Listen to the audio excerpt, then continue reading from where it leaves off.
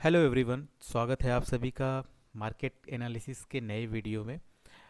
अ, आज 17 फरवरी है और एक बहुत टफ सेशन देखने को हमें मिला क्योंकि आज निफ्टी की एक्सपायरी भी थी। तो बायर्स और सेलर्स के बीच में अच्छी फाइट भी देखने को मिली, जिसमें कि बायर्स थोड़ी सी लीड लेते हुए दिखाई दिए। बुल्स जो है उनको थोड़ा सा एडवांटेज मिला है क्योंकि आईटी निफ्टी आईटी का जो इंडेक्स था या फिर जो आईटी स्टॉक्स थे वो उनमें एक अच्छा खासा कमबैक देखने को मिला और उसकी वजह से आपको निफ्टी में भी लीड देखने को मिली। देखिए, ऐसा नहीं है कि हमारी स्ट्रेटजी फेल हुई है। हम सेल ऑन राइज की स्ट्रेटजी में मौका ही नहीं मिला है। हम इसको थोड़ा सा डिटेल्स में समझते हैं 15 मिनट के चार्ट पे। 15 मिनट के चार्ट पे हुआ क्या है वो आप समझिए। देखिए, 15 आप यहाँ पे मार्केट यहाँ ओपन होता है 650 के आसपास ओपन होता है और फिर एक तेज़ी से एक लो बनाता है 1570 70 80 के आसपास का लो बनाता है। जाहिर सी बात है कि पहले ही कैंडल में आप तो लो आप एंटर नहीं करोगे। दो तीन कैंडल या फिर एक घंटे एक तीन चार कैंडल या फिर एक घंटे की एक कैंडल क्लोज होने का आप वेट करोगे। तो अब यहाँ से फिर काउंटर बाइंग देखने को मिलती है और जब तक इस कैंडल के ऊपर ना एक दो कैंडल सस्टेन करे तब तक आप एंटर नहीं करोगे। होता क्या है कि फिर यहाँ पे जब आता है निफ्टी फिर एक काउंटर सेलिंग देखने को मिलती है, फिर से नीचे आता है निफ्टी। फिर छोटे छोटे छोटे फिर आप देखते हो कि यहाँ पे बढ़त किसको मिलेगी, यहाँ पे इस कैंडल को लो लो के नीचे सस्टेन करेगा या फिर ऊपर के नीचे सस्टेन करेगा।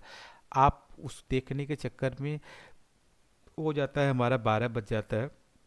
फिर ये छोटे छोटे कैंडल्स बनते हैं, बाद में फिर ये ऐसे करके क्लोज हो जाता है। बहुत अच्छी लिक्विडिटी नहीं थी, इस वजह से पुट के साइड में एंटर करना या फिर कॉल के साइड में एंटर करना सेफ नहीं था। तो निफ्टी को आज अवॉइड करने का जो डिसीजन था वो सही था। हमने बताया था कि 760 के आसपास आएगा तो आप एक सेल का अटेम्प्ट ले सकते हो, लेकिन वैसे भी आज एक्सपायरी थी तो थोड़ा सा दूरी बना कर। अब देखिए, बहुत से लोग, अगर मैं आपको बोलूं कि आपको एक स्क्रीन दी जाती है जिसपे सिर्फ और सिर्फ निफ्टी का चार्ट ओपन होगा, आप ना ही कोई न्यूज़ देख सकते हैं, ना ही कुछ और इंडेक्स, ना ही और कोई चार्ट ओपन कर सकते हैं, तो आप इस इस चार्ट को आप देखकर आप कहीं पे भी एंटर नहीं कर पाओगे बाइंग का। आप मुझे बताओ बाइंग का कहाँ पे कोई सेटअप बना है, कोई स्ट्रक्चर बताओ या फिर कोई स्ट्रांग कैंडल बताओ आपकी जो जिसको देखकर आप बाई कर सकते थे। तो ऐसा कुछ भी नहीं था। रही बात हमारी सेल ऑन राइज की स्ट्रेटजी में, तो वो अभी भी एक्टिव है जब तक कि वो 25,900 के ऊपर एक अच्छी क्लोजिंग ना दे, 26,000 के ऊपर जाके क्लोज ना कर दे, उसके ऊपर दो तीन अच्छा खासा टाइम ना स्पेंड करे, दो तीन कैंडल एटलीस्ट उसके ऊपर बिताए। और स्ट्रेटजी तब तक चेंज नहीं होगी जब तक कि गैप ना फिल हो जाए या फिर एक अच्छी खासी बाइंग देखने को ना मिले, मार्केट में फिर से एक अच्छा मोमेंटम देखने को ना मिले, तब तक हम स्ट्रेटजी नहीं चेंज करेंगे। अब देखिए, इसमें एक सिनेरियो ये भी हो सकता है ना कि आप निफ्टी ऊपर चला जाए, नया ऑल टाइम हाई बनाए, बाद में फिर किसी वजह से वो नीचे आए। तो बिल्कुल कसम खा के नहीं बैठना है कि नहीं हमें सेल ही करना है। अगर वो आपके सेटअप में नहीं आ रहा है तो अवॉइड कर लीजिए। या फिर मैंने कहा ना कि बाइंग भी हम लोग तब करेंगे जब मोमेंटम देखने को मिलेगा मार्केट में। अभी ये कोई बहुत अच्छा सेटअप नहीं है बाइंग करने का। तो हम एक बार देखते हैं कि हमारा कल के कौन से लेवल्स बनेंगे और कहाँ पे हमें सेलिंग की अपॉर्चुनिटीज़ मिलेंगे देखने को।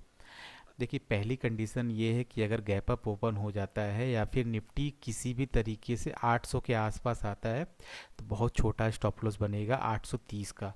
मेजर जो आपको रेजिस्टेंस देखने को मिलेगा वो 820 830 के आसपास देखने को मिलेगा, तो आप सेलिंग का अटेम्प्ट ले सकते हो 800 के आसपास।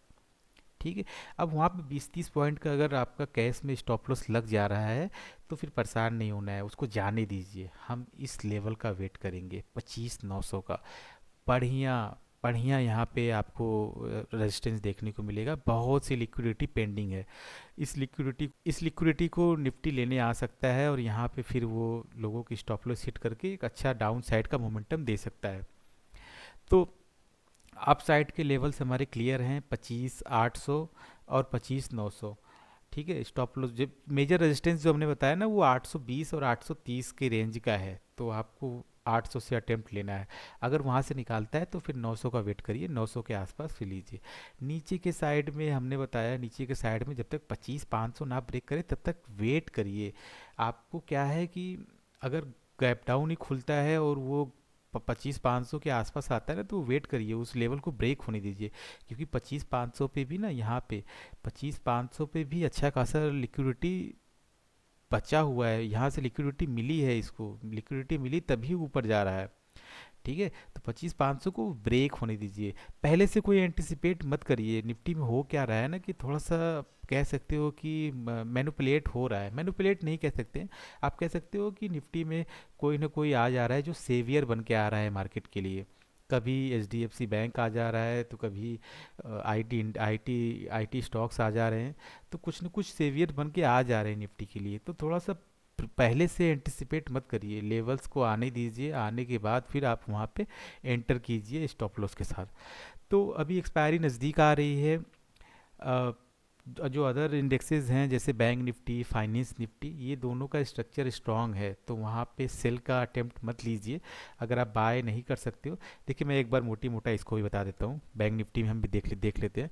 बैंक निफ्टी में हमारा जो सबसे बढ़िया पॉइंट बनेगा वो 61,000 के आसपास एक बनेगा, और दूसरा जो बनेगा वो ये रहा 60,800 के आसपास। 60,800 के आसपास रहेगा, तो इसके आसपास मिले तो आप बाइंग को देख सकती हैं। चूंकि ये दोनों डिफरेंट डायरेक्शंस में चल रहे हैं, तो अगर आप इसमें नहीं एंटर कर पा रहे हो तो कोई बात नहीं। सेलिंग का अगर आपको अटेम्प्ट देखना है तो आप यहाँ पे आ जाओ। मिड कैप निफ्टी में स्टॉप लॉस भी छोटा बनेगा आपका, और टारगेट अच्छा मिल जाएगा। देखिए, मिड कैप निफ्टी बहुत ही सही जंक्शन पे खड़ा है। मिड कैप निफ्टी ये जो पॉइंट है ना, ये मैं आपको मार्क कर दे रहा हूँ,